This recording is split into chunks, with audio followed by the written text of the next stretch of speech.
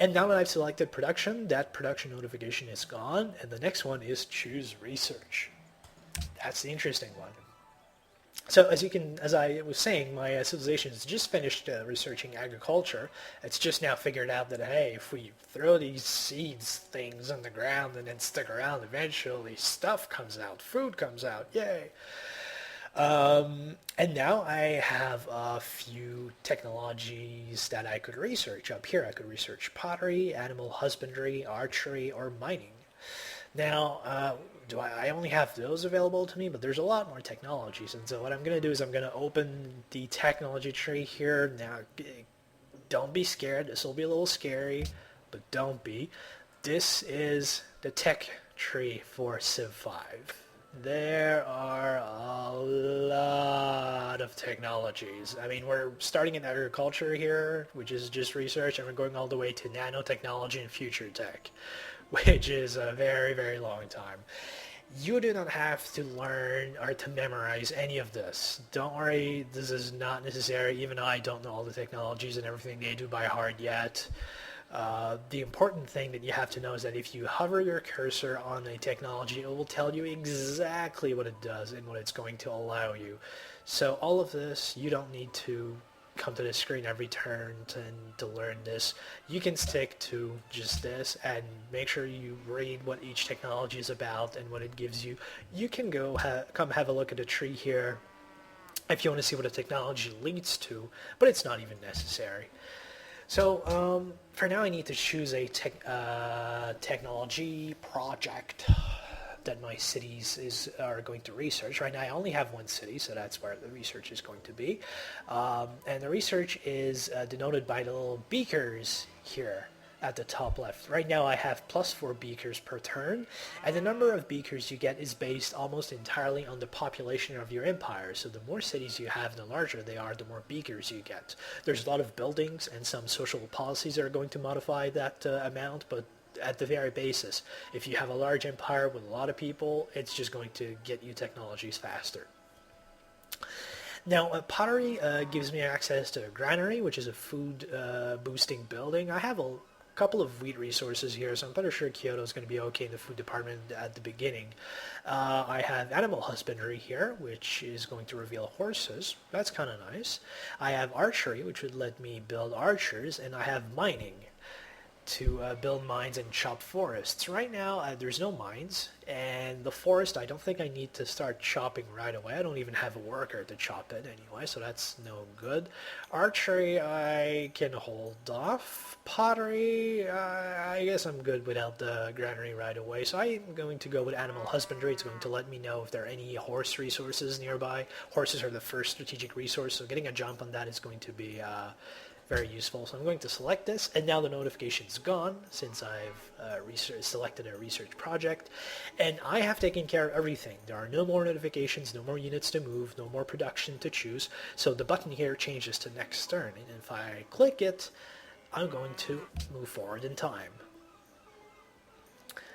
So it is now turn 1, 3960 BC, 40 years later. The Kyoto is going to grow in 7 turns now, and my scout's going to be finished in 4. My warrior is available to move again because the turn just finished. So I'm going to move here to explore this little part of land here, and then here. Ooh.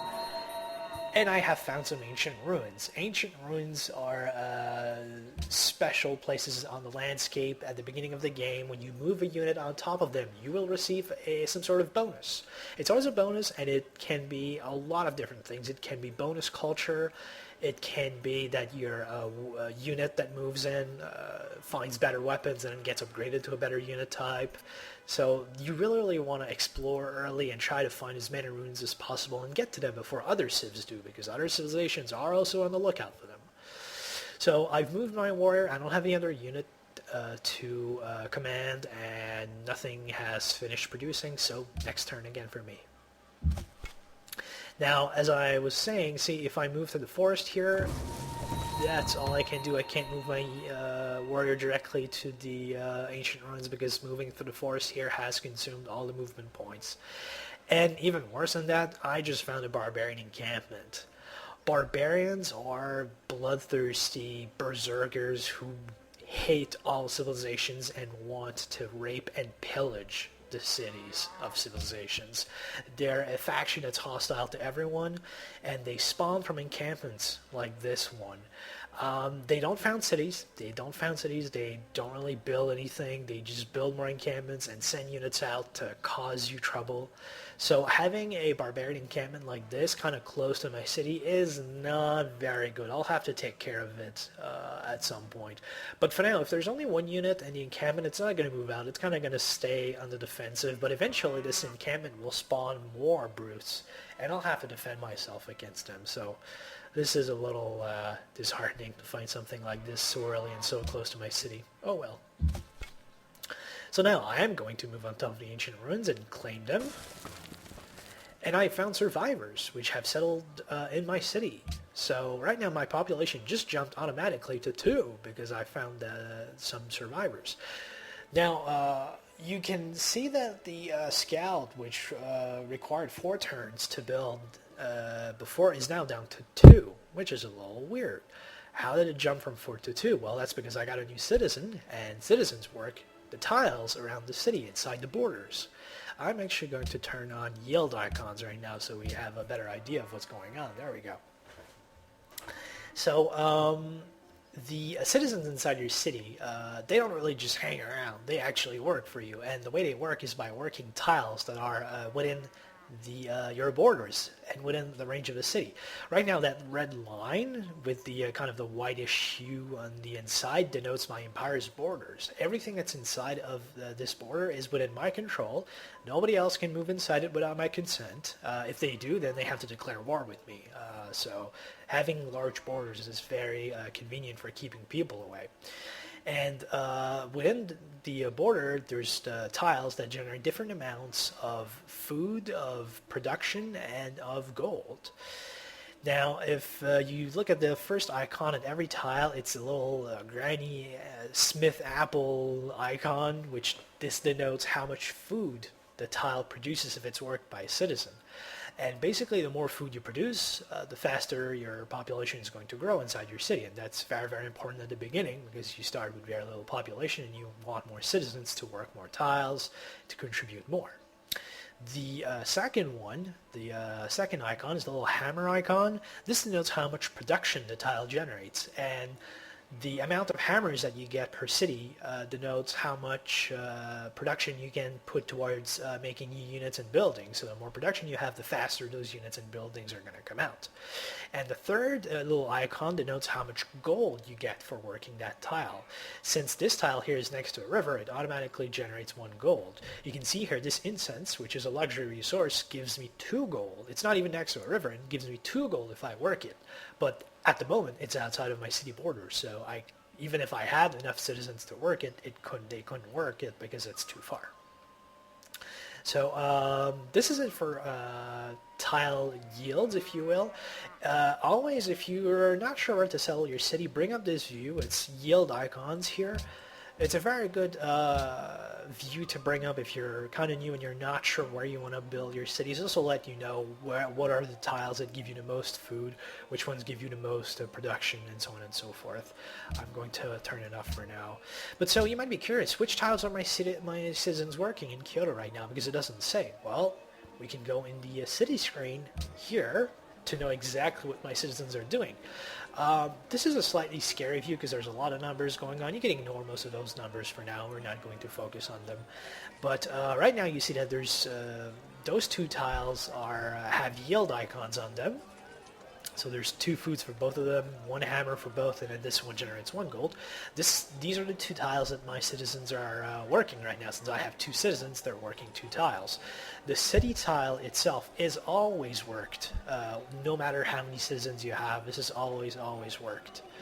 And you can see that there's the 2 tiles here with the luxury resources are actually highlighted in green. What does that mean?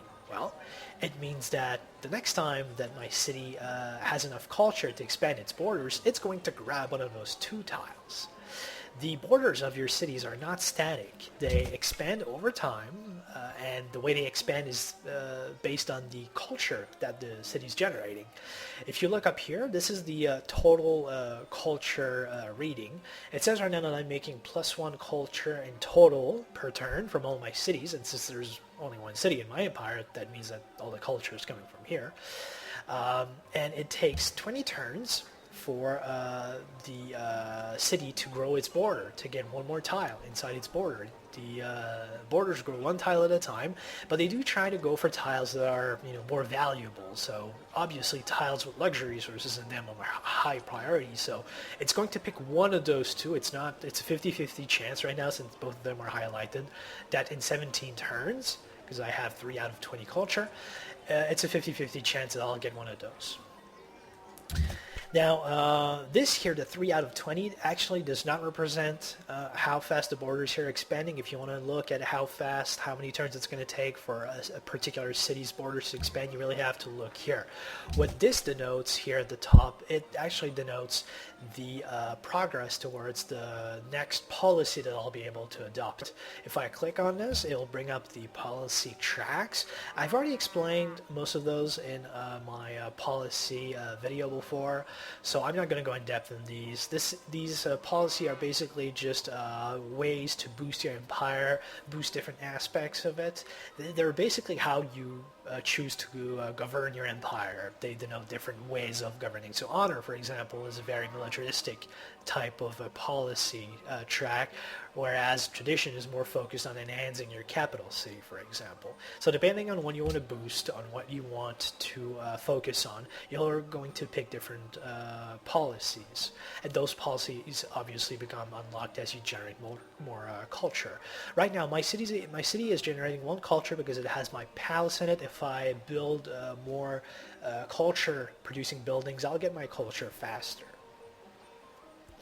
So let's see, that's it for now. I have my little warrior here which can move here. I'm going to keep my warrior in the forest so that if I get jacked by some barbarians, I'll have some extra defense and I'll be able to fend them off.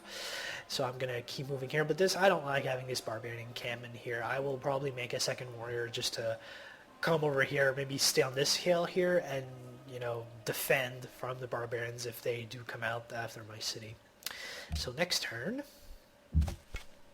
I am going to move up here. Oh, see, now this is a tundra tile. Tundra is very much at the north and south extremities of the continent. So basically when you see tundra, you know that you've reached the edge of the north or south edge of the continent. So I can see right now that I'm probably near the north, so I'll want to expand south down this river to find more fertile land. Tundra is not really the kind of fertile land that you want to be aiming for. So next turn, I have my warrior, which I can only move here, revealing more tundra, and my little scout has finished. Perfect. So I am going to send this little scout south, and as you can see, he's moving through forest, but then he can move to a second forest square because of its special ability. It can move through any terrain whatsoever at a rate of 1 movement point.